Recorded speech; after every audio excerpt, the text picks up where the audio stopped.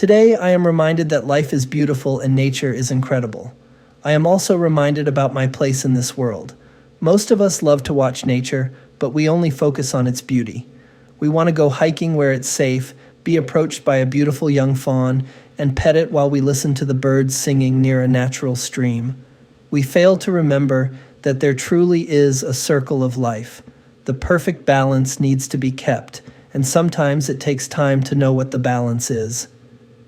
We want to see two lion cubs playing together in nature, but we often don't think that in order for these cubs to stay alive, the mother is going to have to kill other animals to feed them.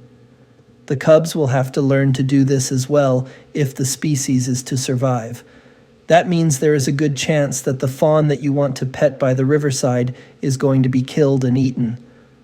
Another excellent example of this is the fact that the African elephant was once thought by many to be an endangered species. One way that man intervened was to make selling or owning ivory an illegal practice. Now we know that in Zimbabwe there is a massive overpopulation, so much so that they now have had to send out hunting parties to call the numbers. The lesson to learn is finding out and maintaining whatever that optimal balance is. The questions I have are as follows. Who decides what that balance should be? How are scientists and park officials supposed to accurately determine what species should be offered a chance to thrive and what species' time has come? Should a man be involved in these decisions? Or should we just let nature take its course? We learn that many species lived and died out before man was even around to interfere. One example, as far as we know, would be the dinosaurs. For whatever reason, they were taken from the earth. Was their time just up?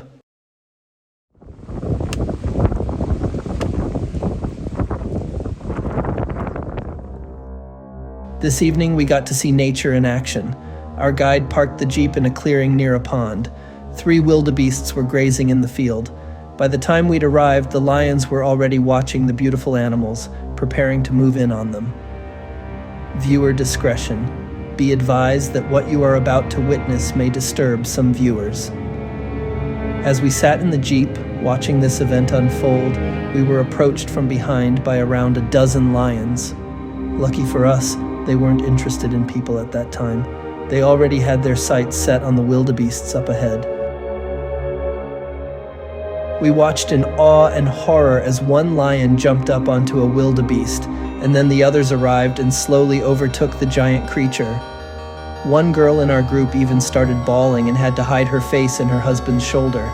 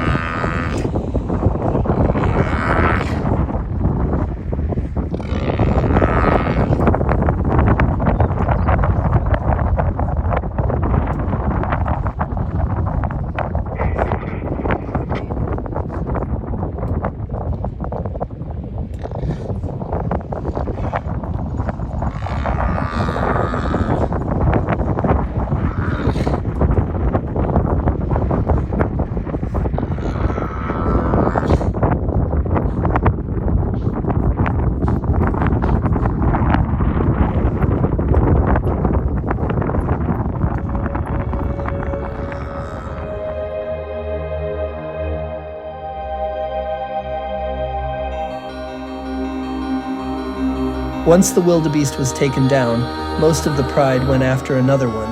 It was getting darker, so I was unable to get a decent video. Luckily, the second wildebeest escaped with only minor injuries. With lions in pursuit, the creature ran straight toward the pond.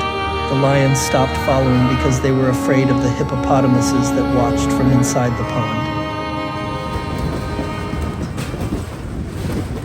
That night, Mary Pat and I got little sleep. A heavy windstorm had arrived and shook the tent walls for most of the night.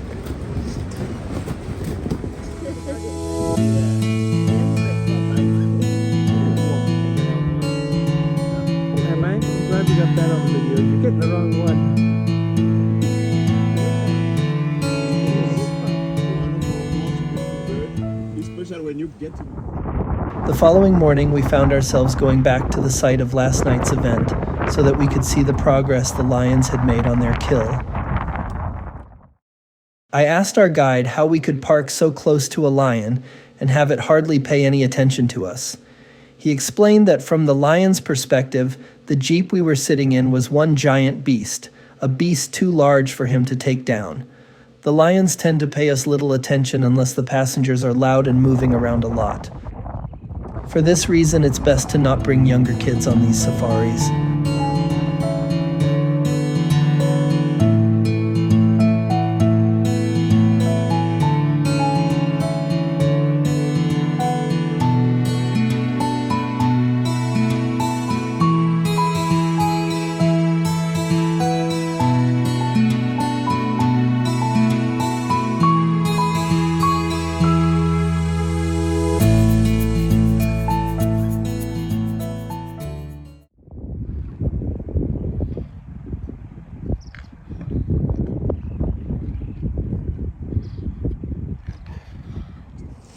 About 1 mile away, a lioness had killed a baboon. She and her cubs were having a delicious breakfast. These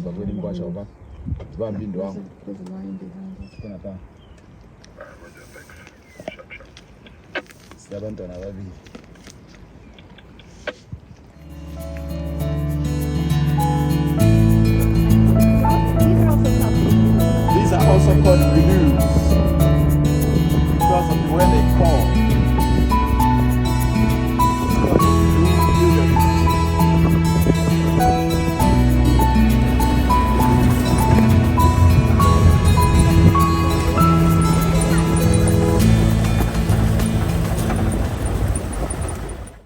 And now for the next part of our adventure. Since Mary Pat happens to be a school teacher back in the States, she and I asked our guide if we could visit a school. Close to Huanga National Park, there is a small village called Ngamo. This village is so small that it doesn't appear on most maps. Our guide called ahead, and we were greeted by Mr. Johnson, the town leader. He spoke with us and told us a little bit about what life in the village was like.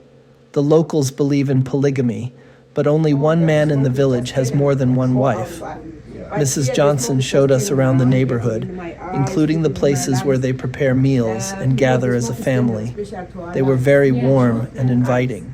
So that's why I make a cooking area. It's just a storage of my things, like you see the plates, cups and everything. And I make this shelf with the soil from the termite mound. I collect the soil from the bush, mix with the water, then I make this shelf. After finishing this shelf, I take the roots of the tree, I boil it, mix with a piece of bar soap.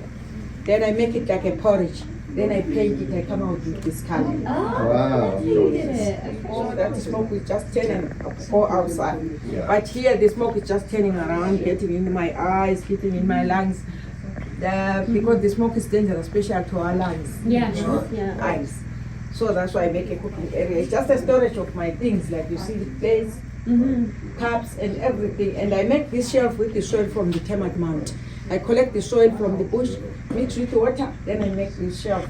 After finishing this shelf, I take the roots of the tree, I boil it, mix with a piece of bar soap. Then I make it like a porridge. The women from the village gathered in what is a small town square and laid out so many of their handmade gifts. I could tell that they were hoping we would purchase many of the items, and we did buy a few. We didn't buy more and support their community because we hadn't been warned in advance, so most of us left our money back at the camp. Also, the village doesn't have a post office. I would have loved to buy more and ship it home. They said they only have a DHL delivery person who comes to town once a week. For Mary Pat and I, visiting the Ngamo primary school was probably one of the biggest highlights of this entire trip. In so many ways, it was just like a school visit that we might see on a program like National Geographic.